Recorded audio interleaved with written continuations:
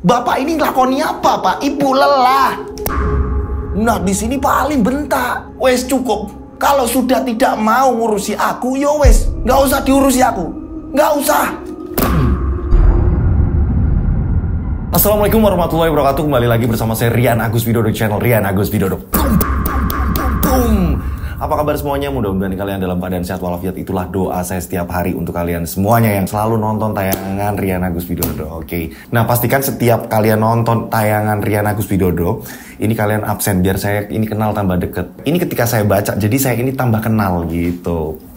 Cerita kali ini lanjutan dari part 5 dan kali ini part 6. Part terakhir, cerita tentang keluarga Widya.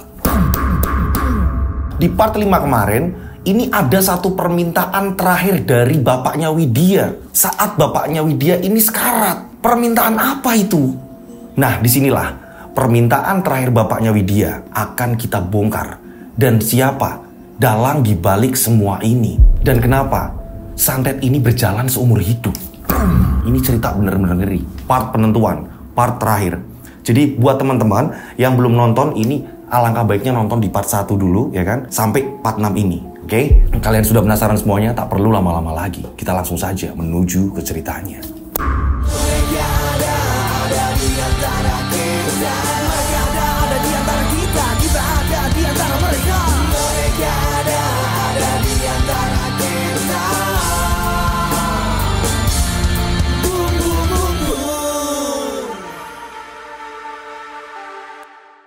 Semua nama tempat ini sudah disamarkan dari part 1 sampai sekarang ini part terakhir, part 6. Ini tempat, nama, toko segala macam ini udah aman untuk saya bawakan. Nah, di part 5, ini bapaknya Widya ini sudah terjatuh, sekarat. Ini udah parah banget. Istri sudah kebingungan. Apalagi sih yang dilakukan bapak sebenarnya? Begitu juga Widya, semua bertanya-tanya. Saat itu bapaknya Widya minta satu permintaan. Apa itu? Bu, Bapak minta satu permintaan. Satu, Bu. Entah bagaimana caranya, Bu. Apa Bapak mau apa? Bapak pengen apa? Balaskan dendam Bapak, Bu. Balaskan dendam Bapak, Bu. Siapa yang sudah membuat Bapak dan keluarga Bapak seperti ini? Nah, Bu Harti ini langsung nyaut. Loh, bukannya ini semua ulah Bapak? Bapak ternyata bohong sama Ibu. Bapak ternyata sudah pernah punya istri. Ini tuh karma, Pak. Ini karma. Bu.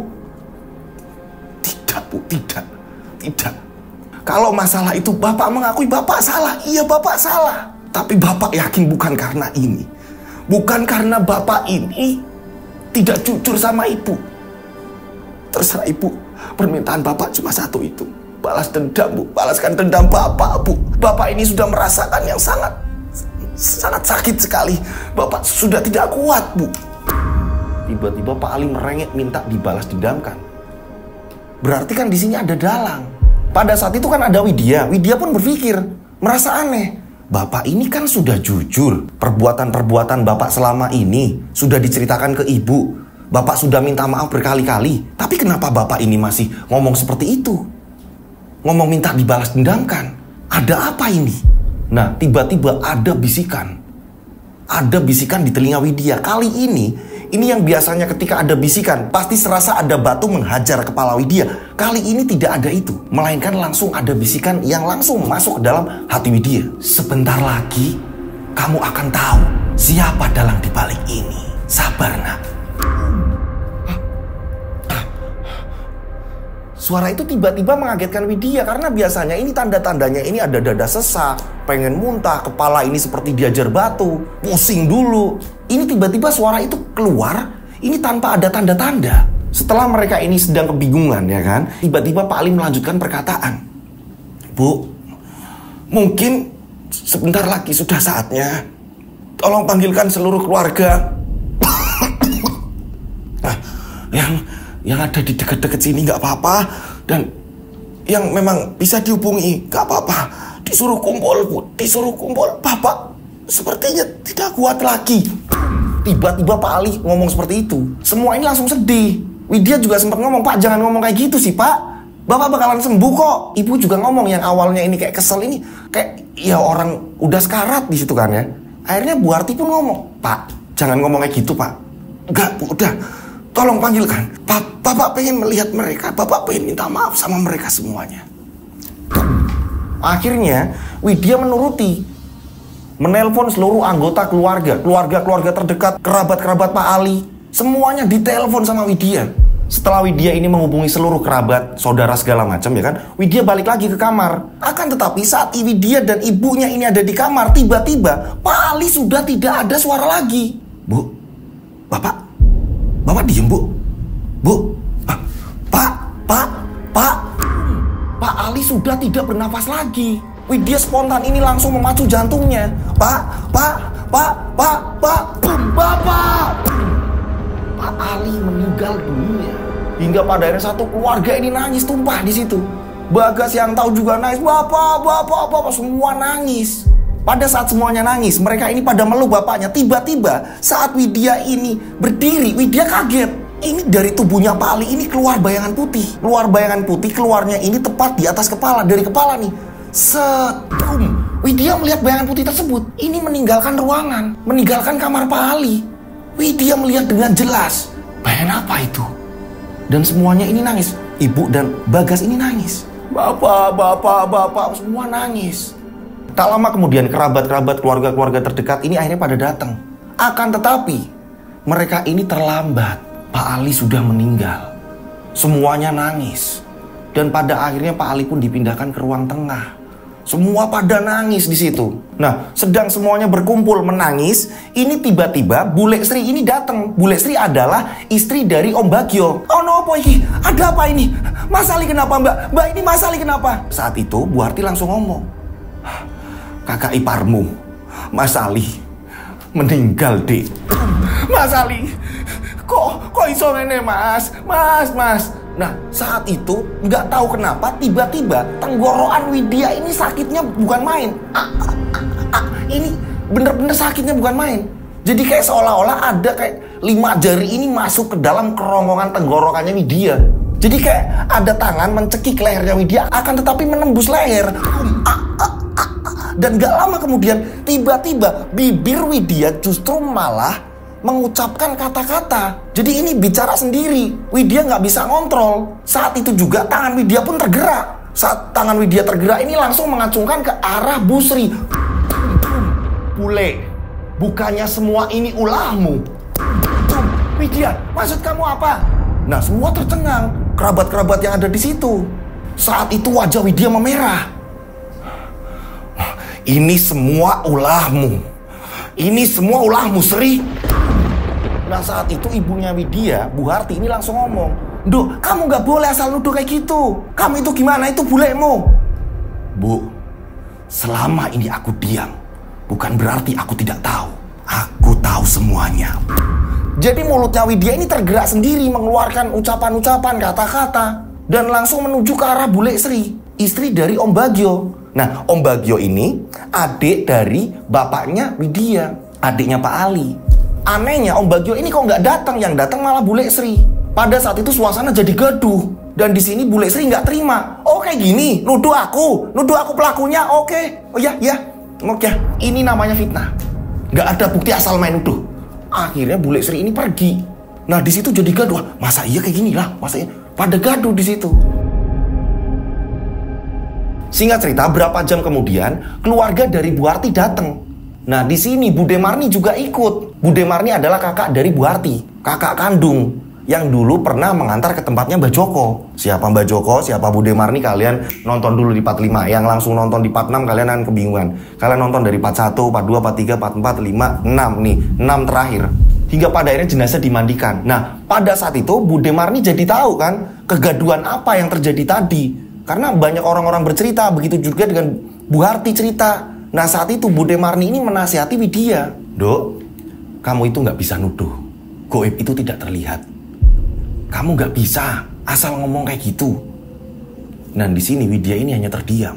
Sekarang gini aja, Harti, Widya, biar kalian tahu siapa pelakunya sebenarnya. Sekarang gini, jadi aku itu pernah diajak ngomong sama Mbak Joko. Ini pernah suatu kejadian. Dan ini mudah-mudahan berhasil. ada kejadian yang ini bukan keluarga kamu. Jadi aku pernah dengar Mbak Joko ini ngomong sama aku. Ini untuk mengungkap siapa pelaku dalang dari semua ini yang membuat Mas Ali jadi meninggal. Yang Mas Ali ini jadi sekarat. Seperti ini. Kalian siapkan 3 helai rambut, 3 batang lidi, dan 3 jarum. Dan sertakan beberapa biji kedelai dan dibungkus dengan kain kafan. Dan kuburkan bersama almarhum suamimu, Mas Ali ini. Yo, dibungkus, dimakamkan secara bersamaan. Nanti lihat apa yang terjadi. Karena Mbak Joko ini pernah mengalami kasus yang seperti itu. Nah ini siapa tahu kebongkar siapa dalangnya. Bude Marni ini menuturkan seperti itu. Siapa tahu nanti terbongkar. Disuruh menyertakan tadi ada rambut, ada lidi, ada biji kedelai, ya kan, ada jarum. Ini dibungkus kain kafan, dijadikan satu dan dimakamkan secara bersamaan. Nah, singkat cerita, proses pemakaman dan yang meletakkan semua benda-benda itu tadi ini putra dari Bude Marni. Karena seorang laki-laki, ya kan? Ini dimasukkan ke dalam liang lahat, dikuburkan secara bersamaan. Nah, setelah proses pemakaman ini selesai, ya kan? Ini suasananya masih di makam nih. Mereka ini belum pulang, masih di makam. Tiba-tiba Widya, di kerumunan sebanyak itu, orang yang datang melayat, ini tiba-tiba Widya mendengar suara bapaknya dengan jelas. Duk, jaga ibu dan adikmu ya, Duk. Bapak nitip, Bapak minta maaf kalau ada salah-salah selama ini. Widya kaget, suara bapak. Dan suara bapak yang jelas, bapak yang gak sakit, bapak yang bener-bener suaranya yang seperti orang sehat. Widya mendengar dengan jelas. Akan tetapi di situ kerumunan sebanyak itu, ini ketika Widya nanya ke orang-orang yang di sampingnya, Mas tadi dengar suara nggak? Enggak Mbak. Pak tadi dengar suara? Nggak ada yang dengar. Singkat cerita ya kan, ini kan ada pengajian segala macam. Nah pada malam harinya saat Widya ini sendirian, ini Widya kayak merasa kebingungan antara menyesal dan bimbang. Widya berpikir, kok aku kenapa sempat nuduh ini semua ulah Bule Sri? Ini ada apa? Siapa yang menggerakkan mulutku untuk bicara hal itu? Apa memang dia? Nah, disinilah Widya kembali meminta petunjuk. Apakah benar? Widya ini meminta petunjuk. Ayo, ada petunjuk apa lagi? Ayo, ada petunjuk apa lagi?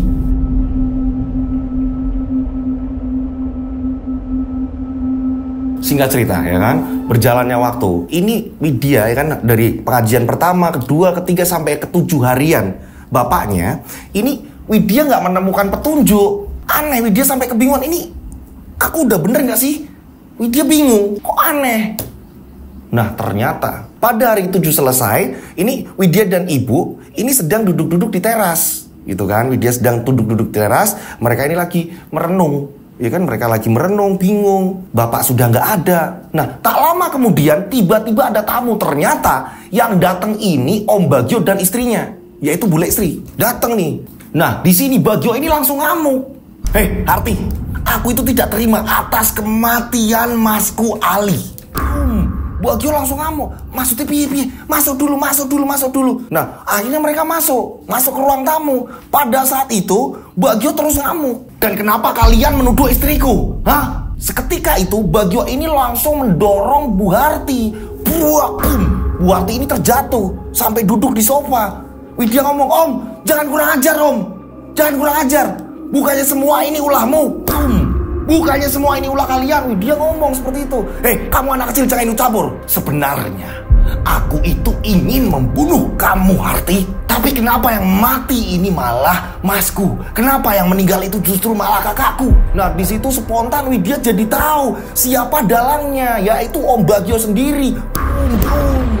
Sebenarnya aku ingin membunuhmu Harti. Tapi kenapa jadi Masku yang meninggal? Bagio ngamuk. Widya pun geram. Bagas juga ikut geram nih adeknya. Widya ini ngomong, awas kamu.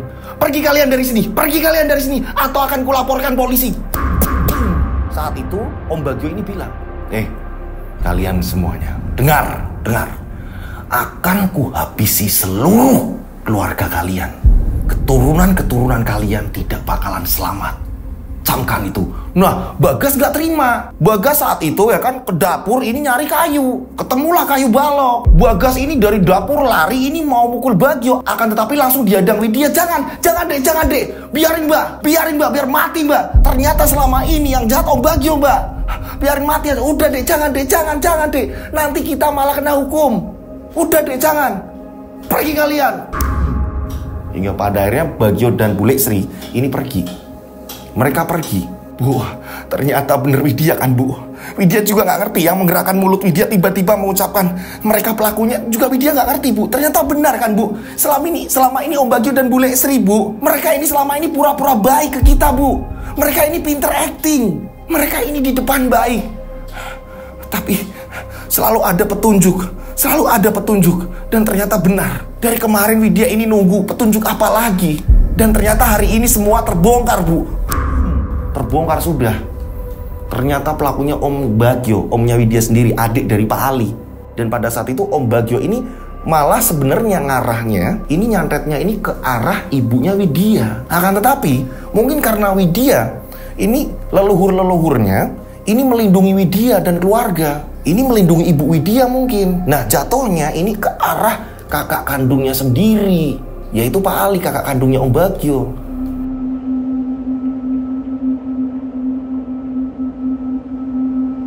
Singkat cerita, berjalannya waktu, Bagio ini udah nggak lagi datang ke situ. Widya dan Bagas ini akhirnya menjaga ibunya setiap hari, mencoba menghibur ibunya. Ujian yang terus beruntun di keluarga Widya, agar ibunya ini tenang, agar ibunya ini senang, bahagia. Karena apa? Ini bertahun-tahun terus-menerus seperti ini ujiannya. Nah, ternyata ujiannya belum habis. Pada suatu ketika, setelah 100 hari, ini tiba-tiba ada tamu ketok pintu. Saat itu semua sedang ada di rumah. Dek, assalamualaikum. Duk, siapa duk? Gak tahu bu. Akhirnya dibukakan. Siang-siang ini. Dibukakan cekrek. Waalaikumsalam. Siapa ya? Saya Heni bu. Heni. Silakan masuk mbak, silakan. Heni dipersilakan masuk. Widya juga bingung. Heni siapa lagi ini? Mereka masih bingung. Nah, pada saat itu Widya ini disuruh bikin minum sama ibunya. Duk, bikin minum duk. Nah, setelah itu disuruh minum. Silakan minum mbak. Saya mau tanya, Mbak ini Heni siapa ya? Saya kok baru lihat Mbak, kata Bu Harti. Bu Harti tanya nih. Nah, yang namanya Heni ini ngomong, saya kesini mau meminta surat kematian Pak Ali. Loh. Kok kamu bisa tahu kalau suami saya udah meninggal? Dan kenapa kamu minta surat kematian suami saya? Ini untuk apa ya? Ya Bu, saya Heni, saya itu istri sirihnya Pak Ali. Apa? Kamu istri sirihnya Pak Ali? Ya ampun, ujian apa lagi nih? Widya juga bingung, ya ampun bu. Bapak ini udah meninggal, tapi kok ada ujian lagi? Apa ini bu? Mereka bingung. Heni mengatakan kalau dia ini istri sirihnya Pak Ali. Kok bisa mbak? Mbak ngaku-ngaku seperti itu? Iya bu, saya kesini mau minta surat kematian Pak Ali. Ini untuk mengurus kelengkapan sekolah anak saya bu. Persyaratannya ada seperti itu, harus melampirkan bu. Jadi anak saya termasuk anak Pak Ali juga bu. Saya kesini minta surat itu bu. Ya ampun, kapan mbak kok kamu bisa hubungan sama Pak Ali itu dari kapan? Udah lama bu. Dan saya juga ketipu sama Pak Ali. Pak Ali dulu bilang belum pernah menikah. Dan saya nurut apa kata Pak Ali. Dan itu semua diyakinkan oleh adiknya yang bernama Bagio bu. Berarti Bagio ini tahu ketika Pak Ali ini berhubungan sampai nikah siri dengan yang namanya Heni tadi. Bagio tahu. Akan tetapi di sini kenapa Bagio tidak cerita? Berarti Bagio ini disuruh menyembunyikan rahasianya Pak Ali. Kok bisa? Kok bisa? Ya ampun, kok seperti ini? Iya bu. Jadi akhirnya saya tahu bu, kalau bilangnya ke ibu ini keluar kota, ini sebenarnya di tempat saya bu. Dan memang Pak Ali ini gak pernah bilang kalau Pak Ali ini punya keluarga. Dan setelah saya cari tahu ternyata sudah berkeluarga. Mbak, sudah 2 kali ini saya kena tipu sama almarhum mbak. Yang pertama, dia ini punya istri, punya anak. Setelah itu menikah dengan saya. Dan ini sekarang saya kena tipu lagi. Ternyata menikah sama mbak, menikah siri sama mbak. Wah Pak Ali, ini gimana sih Pak Ali? pada saat itu yang namanya ini ngomong, "Bu, saya butuh surat itu, Bu. Saya butuh surat itu. Sekalipun saya punya, saya tidak akan memberikan kepada kamu. Pergi dari sini, pergi." Diusirlah sama Bu Harti. "Pergi dari sini, kamu pergi." "Bu, tapi saya butuh, Bu." "Nggak bisa. Sekalipun saya punya, nggak bakalan saya kasih." Sabar Bu, sabar Bu. Widya pun menyabarkan ibunya. Istri sirinya Pak Ali yang namanya Heni ini diusir. Hingga pada suatu hari, Widya ini pengen ngecek lapaknya peninggalan almarhum Pak Ali, peninggalan bapaknya. Widya ini ke lapak. Nah, pada saat di sana, ini memang penjaganya ini hanya tinggal satu orang, yaitu Pak Jikin. Karena apa? Bagio ini udah kabur. Entah ini Bagio kemana, intinya Bagio itu udah nggak di situ. Nah, pada saat Widya datang, nggak tahu kenapa Pak Jikin ini kayak ketakutan. "Aduh, nanti saya kenapa-napa." Widya tanya, "Pak Jikin, sini Pak. Pak Jikin." "Iya Mbak." "Bapak kenapa? Kok saya datang ke sini Bapak kelihatan takut?" "Oh, saya bingung Mbak. Gimana ya?" "Udah, sekarang tutup. Sekarang tutup semuanya. Dua-duanya tutup." "Kok tutup Mbak?" "Bapak ikut saya ke rumah. Sekarang Bapak ikut ke rumah." Ditutuplah. Setelah itu Pak Jikin ini diajak ke rumah. Diajak ke rumah, akhirnya didudukan. "Silakan duduk." "Bu, sini Bu." "Iya, ada apa Nduk?" "Ini ada Pak Jikin Bu. Dia sepertinya kayak menyembunyikan sesuatu. Dari tadi saya ini ada perasaan gak enak. Ibu biar dengar juga Pak. Bapak ini menyembunyikan apa sih?" Aduh, saya kok jadi kayak gini ya? Saya serba salah ini. Apa gimana?" "Bapak nggak usah takut. Bapak nggak usah takut, jujur sama kita. Kalau Bapak ini nggak jujur sama kita, justru kita nggak bisa melindungi Bapak. Karena karyawan sebanyak itu tersisa hanya Bapak. Bapak punya kebutuhan di rumah kan? Sama. Nah, lebih baik Bapak jujur. Kami akan melindungi Bapak." "Nduk, ada apa toh Nduk?" "Udah Bu, sepertinya Pak Rojikin ini menyimpan sesuatu Bu. Tapi dia tidak menceritakan." "Iya Bu, sebenarnya saya ada sesuatu dari dulu Bu. Akan tetapi saya selalu diancam. Saya mau dibunuh, saya ini mau disantet, saya mau macem-macem Bu. Itu yang saya takut. Sedangkan saya ini punya anak dan istri Bu." "Udah Pak, Bapak cerita aja. Gak apa-apa Pak. Dengan begitu, ketika ada apa-apa, kami ini juga ikut tanggung jawab Pak." Nah, akhirnya Pak Rojikin pun cerita. "Jadi gini Bu, tapi jangan sampai tembus ke telinga orangnya ya Bu." "Iya, Bapak cerita aja udah. Selama ini kita kurang baik seberapa sama Bapak. Yang lain sampai kita berhentikan. Cerita Pak." "Jadi gini Bu, saya ini sering lihat dulu Pak Bagio, adiknya Pak Ali Bu. Jadi Pak Bagio Bu, ini sering nimbang besi Bu. Besi ditimbang dan dijual dengan harga murah. Karena biar dijual cepat Bu." Loh, lah buat apa Pak?" "Ya itu memang kejadiannya semenjak Bapak ini jarang ke sana Bu. Nah, hasil penjualan besi itu uangnya ini diberikan kepada istri sirinya Pak Ali Bu." "Oh, berarti udah dari dulu Pak?" "Iya Bu. Tolong Bu, saya nggak mau kenapa-napa. Soalnya Bagio terus-terusan mengancam." "Udah, justru kalau seperti ini jelas. Karena apa Pak? Kemarin-kemarin ini istri sirinya ini udah pernah kesini. Jadi Bapak jangan takut." "Oh, Ibu udah tahu toh Bu?" "Iya, saya udah tahu. Saya udah tahu semuanya Pak. Saya sudah usir dia." "Oh, jadi Bagio dari dulu gitu Pak? Nutup-nutupi kesalahan suami saya?" Iya Bu, tapi ya namanya juga saya karyawan, jadi saya takut Bu." Jadi Bagio diperintahkan sama Pak Ali untuk menjual besinya secara cepat. Jadi dijual murah untuk menghidupi istri sirinya Pak Ali. Ini diperintah sama Pak Ali. Wah, parah ini. Cerita muter-muter ini.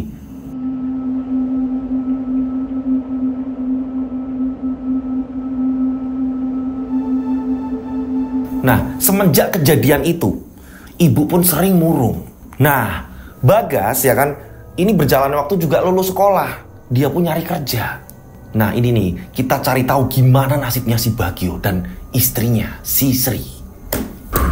Aneh nih, ketika Bagas sudah mendapatkan pekerjaan, Bagas ini bawaannya gak mau pulang. Ditelepon berkali-kali sama Widya.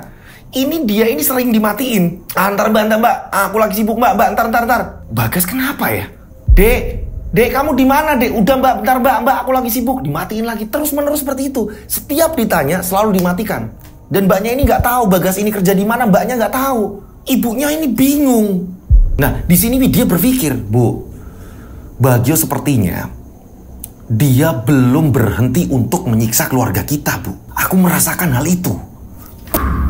Masa iya sih, Dok? Iya, Bu. Buktinya adik ini bener-bener ini sudah berubah ketika keluar dari rumah. Adik sudah mendapatkan pekerjaan. Ini adik udah berubah, Bu.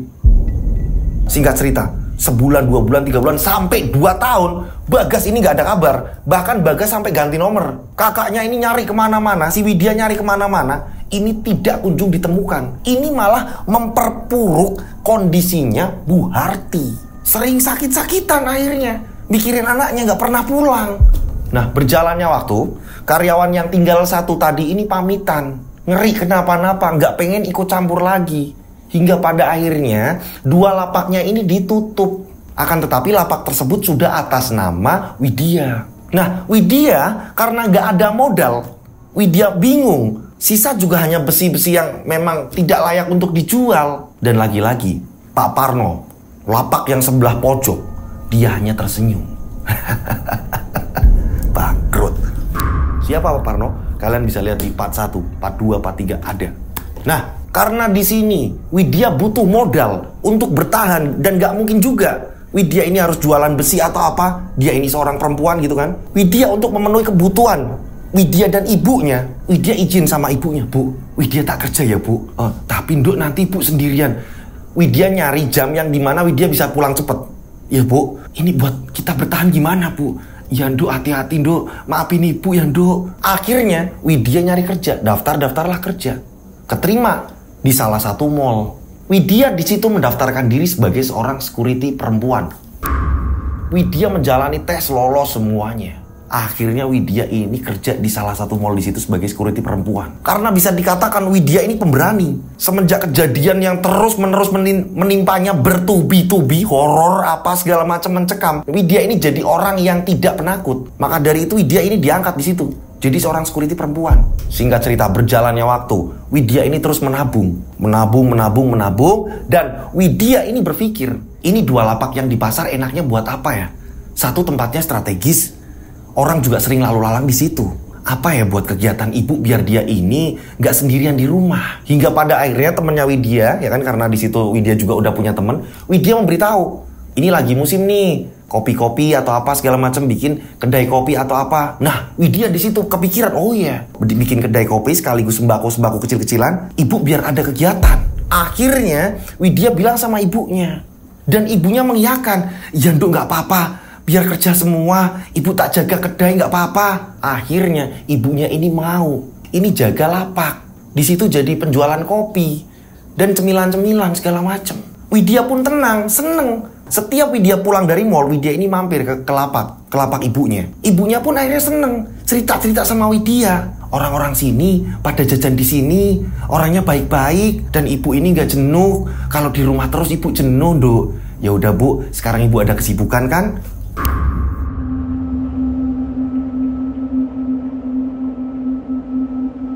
Pada suatu ketika ibunya ini jaga sendirian, tiba-tiba Roni, anak dari istri pertamanya Pak Ali, datang. Dan kok tahu dia ini datangnya ke lapak. Nah, saat datang ke lapak ini ketemunya ibunya Widya. Saat ibunya Widya ini melihat Roni datang, ibunya Widya, Bu Harti ini kaget. Mau apa ini anak? Mau apa ini anak?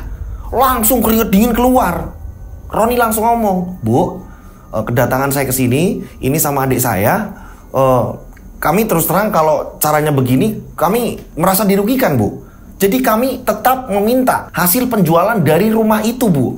Kami tetap masih mau menagih itu, Bu. Itu harus dibagi rata. Kami juga anaknya almarhum Pak Ali, Bu. Ibunya ketakutan. Saat itu tapi ibunya memberanikan diri untuk bicara. Kalian pergi. Rumah itu sudah atas nama adik-adik kalian, yaitu Widya dan Bagas. Udah, kalian pergi. Kalian pergi. Nah, pada saat itu ibunya teriak-teriak, pergi kolan, diusir. Nah, orang-orang yang biasa jajan di situ ini membantu. Mas, jangan birusuh, Mas, jangan birusuh. Karena apa? Muka Roni ini bukan orang daerah situ. Jadi ketika ibunya Widya terganggu, Bu Harti terganggu, ini dibantu sama warga lain. Hingga pada akhirnya Bu Harti pun cerita sama Widya. Nah, tadi Roni dan adiknya datang lagi, terus nagih warisan.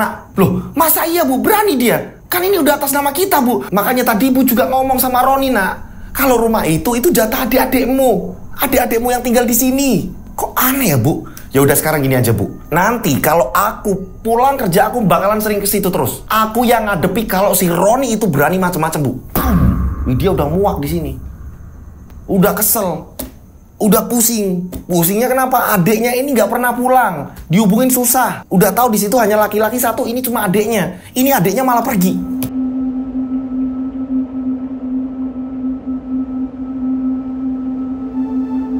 Berjalannya waktu. Pada suatu malam, ini perasaan Widya dan perasaan ibunya, Bu Harti, ini bener-bener gak enak. Jadi kayak ada yang aneh. Bu Harti tiba-tiba ngomong sama Widya, "Dok, kamu gimana Dok perasaanmu hari ini?" "Gak apa-apa kok Bu, baik-baik aja kok Bu." Padahal Widya ini sama, ngerasain hal yang sama. Akan tetapi Widya ini gak mau nakut-nakutin ibunya, gak mau bikin ibunya ini kepikiran. "Yakin kamu Dok gak kenapa-napa?" "Enggak Bu, beneran gak kenapa-napa kok." "Iya wis Dok." Nah, mereka ini sama-sama melek nih. Mereka ini sama-sama begadang. Dan gak lama kemudian, tiba-tiba ibunya Widya ini merasakan dadanya ini panas luar biasa. "Bu, ibu kenapa?" "Dok, ambilin air putih. Ambilin air putih, Dok." Widya langsung lari. Ngambil air putih. "Minum, Bu, minum, Bu." Minum. "Ibu kenapa? Ibu kok tiba-tiba kayak gitu? Ibu kenapa, Bu?" "Gak tahu, Dok. Kok dada ibu panas ya, Dok? Ibu gak ngerti. Ini ada apa ya, Dok? Kalau bisa kita jangan tidur. Malam ini kalau bisa kita jangan tidur." Dan gak lama kemudian tiba-tiba telinga Widya ini berdenging. Telinga Widya berdenging dan tiba-tiba pusing. Widya tahu ini pasti akan ada petunjuk lain. Ternyata bener. Tak lama kemudian Widya mendengarkan sebuah petunjuk. "Kalian jangan tidur. Ada serangan lagi yang sedang digarap oleh dukun." "Bu, kalau bisa malam ini kita begadang. Jangan sampai kita tertidur, Bu. Kalau gitu ayo Bu, kita mending pindah ke lantai atas, Bu. Kita jangan di bawah. Sepertinya rumah ini yang bagian bawah ini menyeramkan, Bu. Mending kita pindah ke atas." Akhirnya mereka berdua, ini semuanya perempuan loh. Ini mereka akhirnya pindah ke lantai atas. Ke lantai atas, dan lantai atas ini memang ada kamar. Mereka akhirnya masuk ke kamar itu. Hingga pada akhirnya mereka berhasil begadang. Sampai subuh mereka ini begadang. Akan tetapi Widya ini kan capek. Dia harus bekerja. Dia harus jaga mall. Ibunya juga harus dagang. Ya kan? Di lapak yang sekarang menjadi kedai kopi. Ini ada aktivitas semua. Akhirnya Widya ini ngantuk di kerjaan. Tapi dipaksain. Gimana caranya dipaksain? Begitu juga dengan ibunya.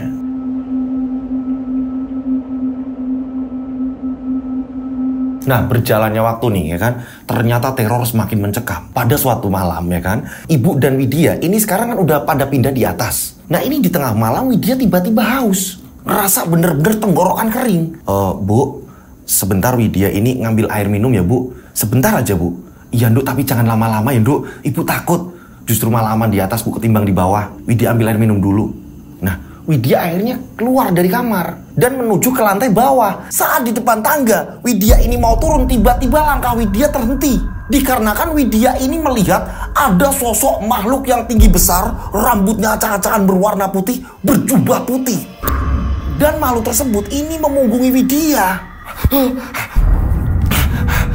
Tak lama kemudian tiba-tiba terdengar suara di telinga Widya yang sampai ke batin Widya. "Tetap tenang, Dok. Jangan takut." Dan gak lama kemudian makhluk tersebut hilang.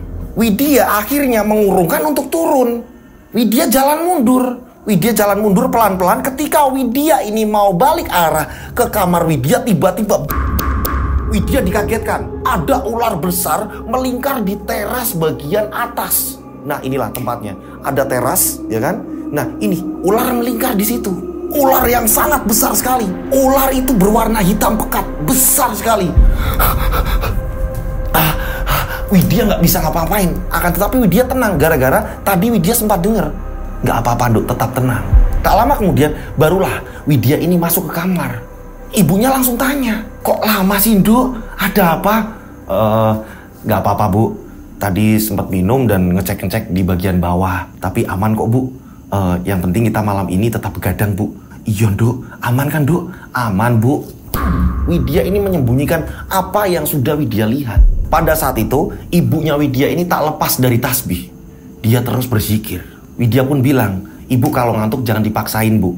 Biar Widya yang begadang." Akan tetapi karena memang mereka ini kurang tidur, ya kan? Mereka bener-bener dari semenjak almarhum, ya kan, ini masih hidup, mereka ini istirahat ini serba kurang. Banyak aktivitas dan selalu kepikiran terus menerus. Hingga pada akhirnya mungkin karena banyak aktivitas, wajar kalau badan ini lelah. Ibu tertidur, begitu juga dengan Widya. Nah pada saat itu, ini ibu tertidur, ini ibu ngigo-ngigo terus. Ini membuat Widya ini terbangun. "Bu, ibu, bangun, Bu. Bu, ibu bangun, Bu. Bu, ibu kenapa? Ibu kenapa? Duk, ibu mimpi, Duk. Ibu mimpi. Ibu mimpi apa? Ibu mimpi apa?" Dan ibunya Widya, Bu Harti, menceritakan, "Duk, ibu mimpi. Ibu ini dikelilingi banyak dukun, Duk. Banyak dukun mengitari ibu. Ibu duduk bersila di tengah dukun-dukun itu, Duk." Yang benar, Bu. Iya, Duk. Dan semua dukun yang ada di ruangan itu ini mengatakan ke ibu, Duk, "Kamu harus mati. Kamu harus mati. Kamu harus mati. Kamu harus mati. Kamu harus mati." Terus menerus seperti itu.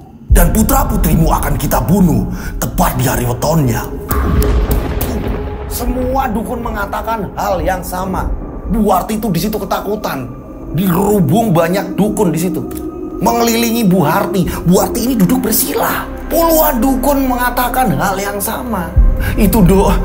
Itu mimpi ibu, Duk. Mengerikan sekali.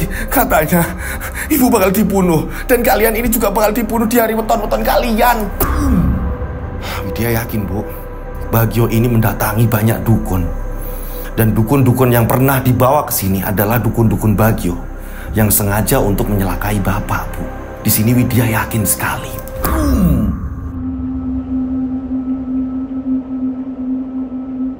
Singkat cerita, berapa hari kemudian, ya kan? Nah, Widya ini tepat di hari liburnya, siang-siang, ibunya ini minta tolong ke Widya. "Nah, garam habis, beliin garam ya, Nak. Belanja di warung depan." Nah, memang ke arah warungnya agak lumayan jauh. Harus naik motor, jalan kaki agak lumayan jauh. Nah, saat itu Widya ngeluarin motor. Perasaan Widya bener-bener gak enak saat itu. Kok aku tiba-tiba aneh? Kenapa lagi nih aku? Ini siang-siang. Udahlah. Aku ini disuruh ibu kok. Nah, akhirnya Widya keluar nih dari rumah. Di jalanan Widya ini biasa saja. Dia naik motor ini gak kenceng. Pelan-pelan. Pelan-pelan, tiba-tiba Widya ini kayak gak sadar. Boom! Gas motor ini bergerak sendiri, tangannya ini bergerak sendiri. Tangannya ini ngegas sendiri, jadi motor ini jualan kenceng. Widya gak bisa mengendalikan motor. Loh, kok aku gak bisa ngendalin motor? Widya ini kehilangan keseimbangan. Widya yang bingung, pada akhirnya Widya menabrak sebuah tiang. Buah! Akhirnya orang-orang banyak datang ke situ. Untungnya ini Widya gak kenapa-napa, hanya tangan terkilir. "Bangun, Mbak, gak kenapa-napa, Mbak. Mbak, kenapa, Mbak? Mbak." Nah, gak apa-apa, Pak, gak apa-apa, ditolongin orang. Banyak orang berkerumun di situ. Diangkatlah Widya. "Mbak, kenapa, Mbak? Ada yang sakit gak? Mbak, gak kenapa-napa kan, Mbak? Mbak?" "Iya, Pak, tangan saya agak sakit nih, Pak." Nah, saat itu yang rusak ini untungnya ini bagian depan motor. Gak begitu parah. "Mbak, masih bisa bawa motor?" "Iya, Pak, saya masih bisa, Pak." Nah, pada saat itu Widya memang lihat lampunya ini pecah. Nah, Widya ini balik. Gak jadi beli garam. Setelah sampai rumah, Widya ini cerita sama ibunya. "Bu, Widya baru jatuh." "Lah, kok bisa, Nak? Kamu jatuh di mana?" Deket warung itu malah, Bu. Dan Widya ini menghantam tiang listrik, Bu. Gak tahu kenapa ini motor tiba-tiba ngegas sendiri, Bu. Widya ini gak bisa mengendalikan motor, Bu. Widya hilang keseimbangan. Ya ampun, Nak. "Oh ya, Bu, Widya mau tanya, ini hari apa?" Nah, pada saat ibunya mengatakan, ternyata itu hari wetonnya Widya. Ya ampun, Bu, ini tepat seperti apa yang dimimpi ibu. Dukun-dukun yang mengitari ibu itu mengatakan kan, bahwa dia akan membunuh putra-putri ibu di hari wetonnya. Iya, Nak, tepat sekali dan apa yang dimimpi ibu. Ya udah, kamu gak usah kemana-mana. Jadi itu ternyata kejadiannya ini di weton Widya, tepat di weton Widya. Untungnya Widya ini masih selamat.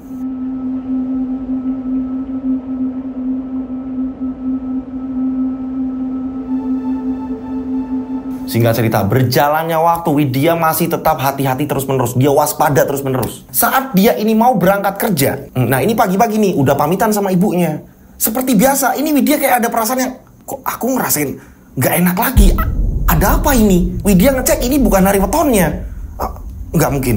Ini pasti perasaan aku. Ini pasti perasaan aku. Widya akhirnya tetap memaksakan berangkat karena memang jadwalnya ini harus berangkat. Nah, ibunya ketika ibunya ini memang nggak enak badan atau apa, Widya memang memaksakan agar ibunya ini nggak usah ke lapak, nggak usah ke kedai. Widya memaksakan seperti itu. Jadi memang kondisi ibu dipastikan dulu. Kalau ibu memang fresh, ibu memang sehat, ibu boleh. Seperti itu terus menerus. Nah, kita balik lagi di mana Widya ini berangkat kerja. Saat Widya mengendarai motor, tiba-tiba seperti biasa, Widya ini nggak bisa mengendalikan motor. Ini tiba-tiba Widya ini kencang sendiri. Widya yang kencang nggak bisa mengendalikan, ini tiba-tiba Widya terserempet mobil. Serak, buah, terjatuhlah Widya. Tolong. Nah, untungnya si pengendara mobil ini mau bertanggung jawab. Orang-orang berkerumun ke situ, ngumpullah di situ. Dan ternyata salah satu dari orang-orang yang menolong ini adalah Bagas, adiknya Widya. Mbak, Pak, Mas, ini kakak saya. Ternyata Bagas. Jadi Bagas ini nggak tahu dari mana ini melihat kejadian itu sebelum Widya ini keserempet mobil. Kok seperti Mbak, gitu kan, seperti kakakku. Dan ternyata saat itu memang diajar mobil, keserempet mobil. Nah, barulah Bagas langsung mendekat menolong. Nah, untungnya Mbak Widya ini gak kenapa-napa. Nah, akhirnya Bagas pun ngantar pulang mbaknya. Gak jadi berangkat nih, mbaknya ini gak jadi berangkat. Ibunya kaget. Kamu kenapa Widya? Ini Bu, Mbak keserempet mobil Bu. Bagas, kamu dari mana aja? Kemana aja kamu? Berapa tahun kamu gak pulang, Nak? Ya Bu, udah. Ini Mbak Bu, ini Mbak kondisinya seperti ini. Untungnya gak kenapa-napa, akan tetapi banyak luka. Lecet-lecet di bagian tangan, kaki. Nah, setelah mengobati Widya, ibunya ini ngomong sama Bagas, nah, kamu jangan kemana-mana. Di rumah ini perempuan semua. Hanya ada ibu dan kakakmu. Tolonglah nak, jangan kemana-mana. Bagas di sini ngomong. Bagas mau Bu. Bagas tetap tinggal di sini, akan tetapi ibu harus merestui pernikahan Bagas dan kekasih Bagas. Sama yang dulu itu nak. Jadi dulunya Bagas ini pernah pacaran nih. Waktu masih zaman sekolah SMA, Bagas ini berpacaran sama temennya Bagas, anak sekolah juga SMA. Nah, akan tetapi, ini Bagas pernah cerita ke Mbak Widya. Mbak, aku suka sama anak ini, akan tetapi ibunya ini suka main dukun. Pernah cerita seperti itu. Nah, disinilah Widya ini melarang. Dan Widya ini menyampaikan ke ibu justru malah. Ibu melarang. Karena pada saat itu ya kan, sebelum bapak meninggal, ini kan lagi demam-demamnya ya kan. Ini mistis yang lagi kental-kentalnya. Ibunya takut. Ketemu yang ngeri-ngeri gitu kan ya. Pengalaman itu yang membuat ibunya trauma. Melarang Bagas berhubungan dengan kekasihnya Bagas. Sebut saja Sari. Kekasihnya Bagas ini Sari. Jadi di masa dulunya ini ibunya ini gak pernah ngerestuin. Nah, Bagas mengancam ibu. Bagas mau tinggal di rumah asalkan ibu merestui pernikahan Bagas. Kalau enggak ya udah, Bagas mending pergi lagi. Akhirnya Bagas pun pergi lagi. Nah dengerin ibu nak. Bagas meninggalkan rumah. Nah, saat itu Widya sedang kesakitan diobati ibunya. Ini menenangkan ibunya. Udah Bu, ini semua ulah Om Bagio dan bule Sri Bu. Dia sengaja memisahkan kita agar bercerai-berai Bu. Agar semuanya pecah. Ini Bagas kenapa nggak pulang? Ini aku yakin ini yang membuat seperti ini semua adalah Bagio Bu. Udah jelas. Dukunnya Bagio ini terus bekerja sampai detik ini Bu. Makanya kita dibikin pecah. Nah, pada suatu ketika ibunya ini kembali merenung. Widya bilang, Bu, udah kesekian kalinya ini ibu merenung lagi. Kenapa lagi Bu? Kalau ibu merenung terus, mending kita buka kedai aja Bu. Ayo. Enggak lah nak, enggak apa-apa. Ibu cuma lagi kayak mikirin mimpi ibu yang dulu nak. Kenapa ada 3 tasbih, yang 2 tasbih itu putus dan yang satu ini kendor nak. Itu yang ada di pikiran ibu nak. Ibu, bukannya semuanya udah jelas Bu? Bapak ini punya 3 istri. Yang keduanya ini udah terlepas, ya kan? Dan yang satu kendor. Itulah hubungan ibu dengan bapak. Udahlah Bu. Udah, dan semuanya udah selesai kok Bu. Udah, tinggal kita menjalani kehidupan yang baru. Widya yakin Bu, awalnya bapak ini kerjasama sama Bagio. Bagio disuruh untuk menutupi semua ini. Agar ibu ini tidak tahu kalau bapak ini punya istri sirih. Istri simpanan. Akan tetapi, Widya yakin Bu, ini pasti bapak ini pernah janji memberikan sesuatu hal apa untuk Bagio. atau untuk bule Sri atau apa seperti itu, Bu. Nah, mungkin disinilah Bapak lupa. Akhirnya Bagio ini membabi buta, Bu, menyerang kita. Dan ada beberapa petunjuk yang Widya ini tahu, Bu. Yang Widya ini ngerti. Widya diarahkan. Petunjuk itu mengatakan, dari banyaknya dukun yang datang ke sini, sebagian itu justru malah mencelakai Bapak. Pura-pura nolong atau apa itu suruhannya Bagio. Yang tidak suruhannya Bagio, mereka ini justru malah menolong. Ada beberapa yang dari televisi, pemburu hantu. Terus waktu aku masih kecil, terus Mbah Joko. Dan ada beberapa, itu memang dari kita yang nyari. Nah, yang Bagio nyari, dan Bagio mengatasnamakan, ini dari keputusan teman-teman. Enggak, Bu. Bukan. Itu adalah justru dukunnya Bagio sendiri, Bu. Widya berkata seperti itu. Lah, iyo Yona. Apalagi, nggak tahu kenapa, ibu punya pikiran dari dulu. Bulekmu itu, Bule Sri, itu selalu iri sama ibu, nak. Bule Sri itu iri.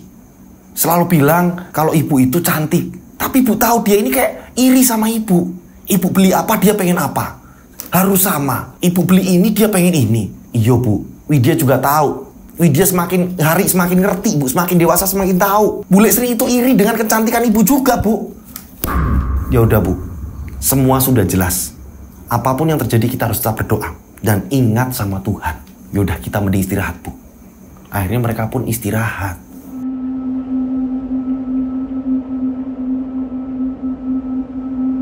Nah, singkat cerita, berjalannya waktu, pada suatu hari Bagas ini pulang dengan pacarnya, yaitu si Sari. Ibunya kaget. Nah, kamu masih tetap nekat seperti ini? Di situ kebetulan Widya ini libur. Dek, kamu itu loh, nggak pernah nurut apa kata ibu. Nah, di sini Bagas bilang, Bu, Sari ini udah terlanjur hamil. Apa, nak? Ya ampun, Bagas. Sari, yang dimana ibunya suka bermain klinik, percaya dengan hal-hal mistis, percaya dengan dukun, ya kan? Yang sering bermain dengan dukun, ya kan? Ini memang ibunya ini nggak mau. Akan tetapi Bagas tetap nekat. Justru malah Sari ini hamil. Karena sudah hamil, mau nggak mau, akhirnya Bagas pun menikah dan tinggal bersama di situ. Akan tetapi berjalannya waktu, ya kan? Setelah Bagas menikah segala macam gitu kan ya, Sari justru menunjukkan sifat sikapnya yang baik di keluarga itu. Sehingga meluluhkan hati ibu. Nah, berjalannya waktu nih kan ya, ini mereka benar-benar bersabar. Ibu juga sudah memaafkan. Ya udah nggak apa-apa. Ibu juga udah seneng, ya kan? Udah seneng di situ Sari menunjukkan kalau Sari ini anak baik, gitu kan? Nah, pada suatu ketika ini mereka ini pada berangkat kerja, termasuk si Sari. Ini tiga-tiganya, ya kan? Ini berangkat kerja. Nah, ibu ini jaga di kedai, di lapak yang dimana dulu jualan besi, sekarang menjadi kedai kopi, gitu kan? Sembako, makanan kecil-kecilan, gitu kan ya? Nah, di situ ibunya ini lagi ngalamun. Ibunya lagi ngalamun, ya kan? Bu Harti lagi ngalamun. Tiba-tiba ada orang. Bu Harti, Bu Harti. Ada apa, Pak? Kita sebut saja namanya Pak Nanto. Pak Nanto ini kenal karyawannya almarhum Pak Ali, semuanya seluruhnya akrab. Dan Pak Nanto ini memberi kabar. Ada apa, Pak Nanto? Bu, saya cuma mau ngasih kabar aja sih, Bu, karena gak ada satupun keluarga yang ngelihat ke sana. Kenapa, Pak? Apa bener Bagio ini masih saudaranya keluarga Ibu? Ada apa dengan Bagio? Kalau Bagio itu saudara dari suami saya, almarhum suami saya. Ada apa sama Bagio? Saya mau ngabarin, Bu, soalnya nggak ada orang yang dari pihak keluarga ini datang, Bu. Iya, kenapa? Bagio dan istrinya, Bu, kecelakaan dan istrinya ini terlindas truk, Bu, meninggal di tempat. Lah, Bagio dan istrinya kecelakaan, si Sri meninggal, kelindas truk. Nah, si Bagio sendiri, Bu, ini patah tulang. Banyak tulang-tulang yang remuk, Bu. Akan tetapi dia masih hidup, Bu. Dia mengalami kelumpuhan, Bu. Saya ini bingung, Bu. Saya ini kenal semua soalnya, Bu. Makanya saya menyampaikan Ibu. Pak Nanto memberitahukan bahwa Bagio dan istrinya ini kecelakaan. Istrinya yang bernama Bule Sri ini kelindas truk, meninggal di tempat. Nah, Bagio ini masih hidup tapi dalam keadaan lumpuh. Seluruh tulangnya ini remuk. Banyak yang patah, tapi masih hidup. Apakah ini ganjarannya seperti ini nih? Kena tulah, kena karma karena dia berbuat jahat. Nah, singkat cerita, ya kan, ibunya ini pulang, nunggu anak-anak pengen mengabarkan hal ini. Dan ternyata bener gak lama kemudian sore harinya ini anak-anak pulang ngumpul. Bu, ada apa kok ibu kegirangan? Ibu ini senyum, kayak bahagia. Nah, ibu dapat kabar, kalian duduk. Bagio dan istrinya, mereka berdua kecelakaan. Dan Sri itu meninggal di tempat katanya terlindas truk. Ibu tahu dari mana, Bu? Kabar ibu itu tahu dari mana? Ada yang mengenal bapakmu, ada yang mengenal Bagio. Ada yang mengenal karyawan-karyawan yang ada di situ. Ini datang menyampaikan ke ibu. Dan katanya, ini keluarganya ini nggak ada yang datang. Hanya anaknya Bagio yang ngurus Bagio. Dan sekarang ini kondisinya Bagio lumpuh. Itu, Bu. Akhirnya dia menerima akibat dari seluruh perbuatannya, Bu. Bagio ini dan istrinya ini terkena apa yang sudah ia perbuat. Kembali lagi ke Bagio. Nah, ibu punya rencana. Ibu mau nabur bunga ini di mana tempat Bagio dan istrinya kecelakaan. Bu, nggak perlu, nggak usah. Udah, ini sudah terbalas, Bu. Sudah terbalas. Tuhan tidak tidur. Ini sudah dibalaskan, Bu. Ini perbuatan Bagio, Bu. Iya, Nak. Dia lumpuh katanya, Nak. Dan semenjak Bagio kecelakaan dan kondisinya lumpuh, dirawat anaknya, ini akhirnya gak tahu kenapa rumah itu yang penuh dengan hantu, yang sering muncul penampakan, yang sering ada gangguan-gangguan, ini tiba-tiba hilang dengan sendirinya. Tak ada lagi penampakan-penampakan lagi. Udah aman. Berjalannya waktu aman terus-menerus. Justru malah penuh dengan kedamaian. Singkat cerita, berapa tahun kemudian anaknya Bagas juga udah besar gitu kan ya, udah sekolah, sudah tidak ada teror lagi, semuanya aman. Akan tetapi semakin hari semakin menua, Bu Harti ini jatuh sakit hingga pada akhirnya sering dibawa ke rumah sakit, bolak-balik ke rumah sakit. Dan Bu Harti ini mengumpulkan anak-anaknya. Nah, sepertinya ibu sudah tidak kuat lagi. Sakit ibu ini juga memang sudah takdir. Begitu juga dokter sudah menyebutkan penyakit-penyakit ibu. Sudah saatnya ibu itu istirahat. Ibu jangan ngomong kayak gitu, Bu. Udah, Nak. Ibu udah tenang. Ibu seneng lihat kalian. Ini semua bakal buat kalian semua, Nak.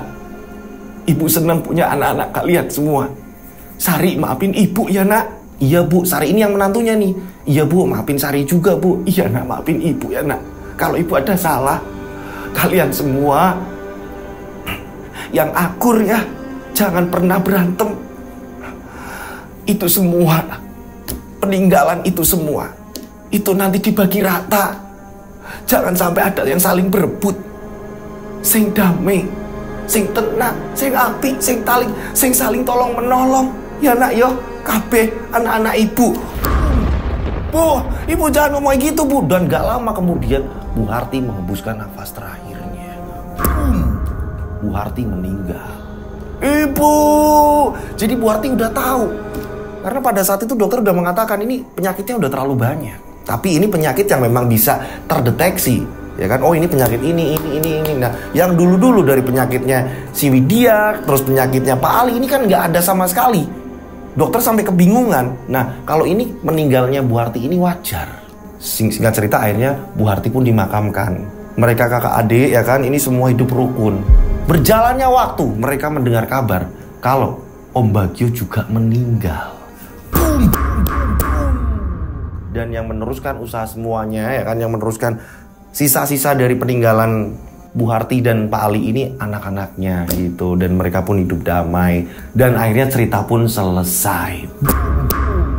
Cerita yang sangat panjang sekali sampai 6 part gitu ya. Yang biasanya saya bikin 3-4 part gitu kan, 2 part gitu. Ini sampai 6 part. Ini cerita yang di bulan Januari 2024 ini cerita paling terpanjang. Saya ngapalinnya aja sampai susah gitu kan ya. Ini berkali-kali saya tanya ke pengirim cerita di bagian ini, bener nggak Mbak, bener nggak yang di sini? Saya takutnya salah gitu. Kan mohon maaf kalau ada salah-salah kata dalam saya bercerita gitu. Intinya di cerita ini didasari iri gitu ya kan, dan pengen kaya gitu dengan cara yang salah gitu loh.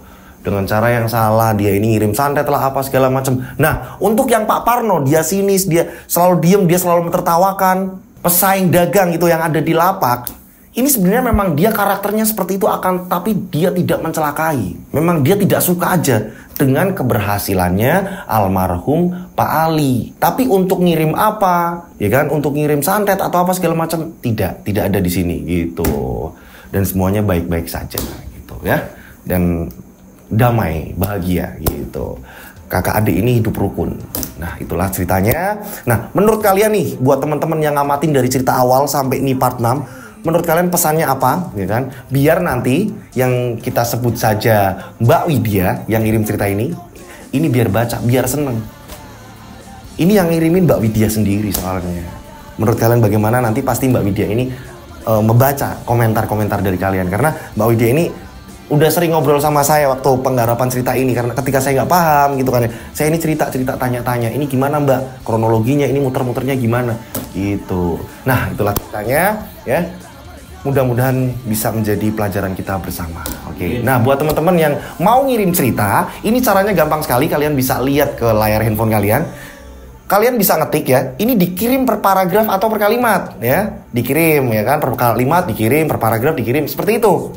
Nama yang mau disamarkan mana gitu kan. Kronologi kejadiannya seperti apa, mulai dari awalnya, hantu terornya seperti apa, ya kan. Bentukannya seperti apa, penyelesaiannya seperti apa gitu kan. Nah, jelas nih. Nah, dikirimnya kemana mas? Kalian bisa kirim ke DM Instagram saya @dodosinjo, atau kalian bisa kirim ke nomor WhatsApp saya 0858 704 3333 3-nya 4 kali. Saya ulang, 0858 704 3333 3-nya 4 kali. Oke, seperti biasa dikasih nama dan nama kota kalian ya.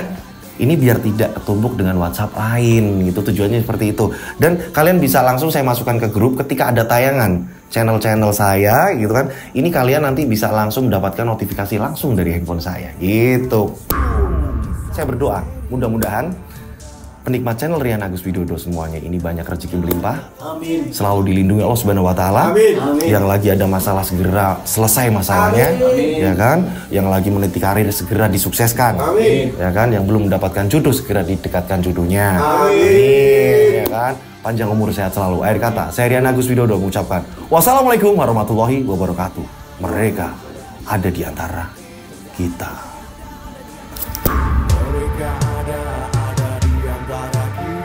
Subscribe channel Rian Agus Widodo, kisah misteri.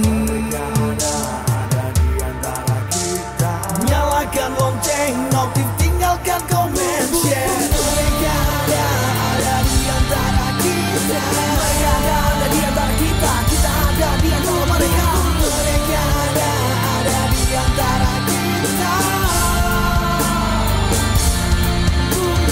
Mereka ada di antara kita. Mereka ada di antara kita. Kita ada di antara mereka. Mereka ada di antara kita.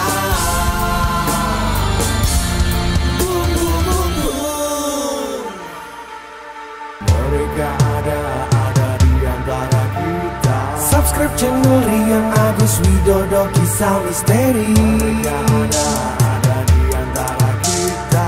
Nyalakan lonceng, notif, tinggalkan komen, share.